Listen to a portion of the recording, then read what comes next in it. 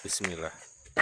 Kalau bicara tanaman aren, banyak orang bilang ini tanaman masa depan. Tapi di lapangan justru banyak yang takut menanam. Karena katanya tanaman aren itu bukan masalah nanamnya, yang jadi masalah saat panen dan produksinya. Hari ini kita langsung survei kebun aren milik saya sendiri, umur 5 tahun. Dan saya akan jawab pertanyaan selama ini bikin petani ragu. Apakah benar tenaga kerja tidak ada? Dan apakah benar kebun aren luas justru bikin rugi? Kalau ternyata produksi aren ini besar, maka 1 hektar kebun aren bisa jadi mesin ekonomi pencari kerja. Tapi kalau produksi sedikit, justru bisa jadi kebun yang sepi pekerjaan. Hari ini kita lihat kebunnya.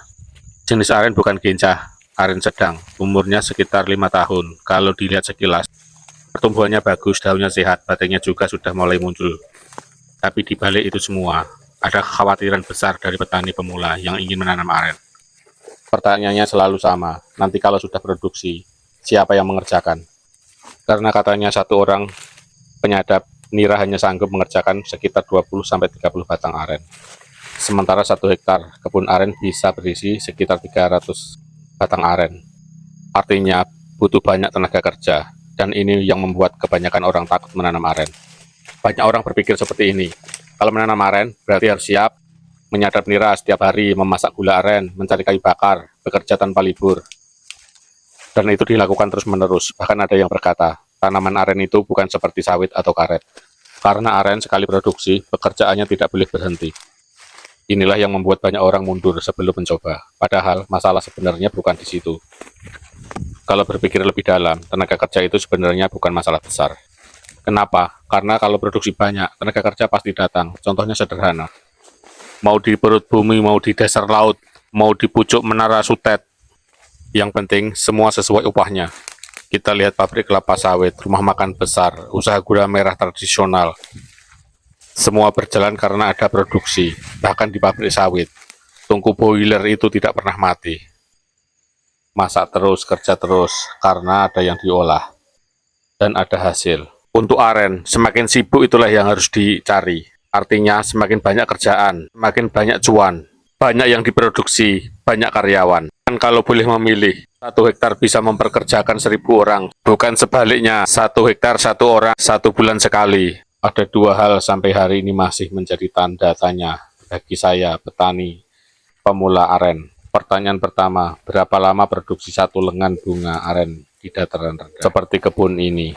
Dataran tinggi katanya 1 lengan bunga aren bisa mencapai 20 liter ke atas per hari sampai 5-6 bulan.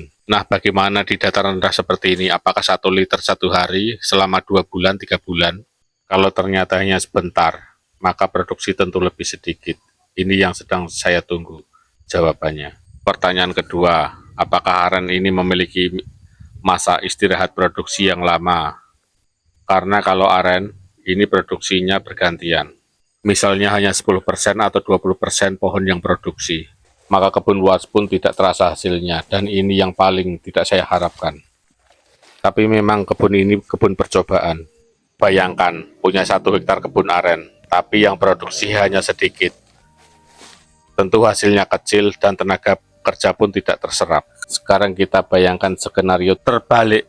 Kalau ternyata dalam satu kebun minimal 50% pohon aren yang bisa produksi dan 10 atau 20 liter per hari per batang tanpa trek istirahat yang lama, artinya apa? Produksi nira akan melimpah, dan kalau produksi melimpah justru ini bukan masalah karena tenaga kerja bisa ditambah, pengolahan bisa diperbesar, ekonomi lingkungan sekitar bergerak. Justru yang bahaya itu kalau kebun luas tapi produksinya sedikit. Contoh sederhana, kalau kita punya rumah makan besar, dapurnya besar, karyawannya banyak, masaknya lama, tapi kan tetap jalan. Karena di situ ada hasil. Kalau tidak ada hasil, untuk apa masak lama, dapur besar, justru semua berhenti. Begitu juga dengan kebun aren. Kalau nira banyak, masak gula aren bukan masalah. Kayu bakar bukan masalah, tenaga kerja juga bukan masalah. Yang penting ada produksi, ada hasil. Yang saya tunggu sekarang adalah apakah aren di dataran rendah ini bisa produksi maksimal. Itulah yang sedang saya pelajari langsung di kebun ini. Intinya begini, kalau produksi aren besar, lapangan kerja terbuka. Kalau produksi sedikit, justru kebun menjadi sepi pekerjaan. Masalah terbesar di aren bukan kerja berat, tapi tidak ada yang bisa dikerjakan karena produksi minim. Itu pandangan saya.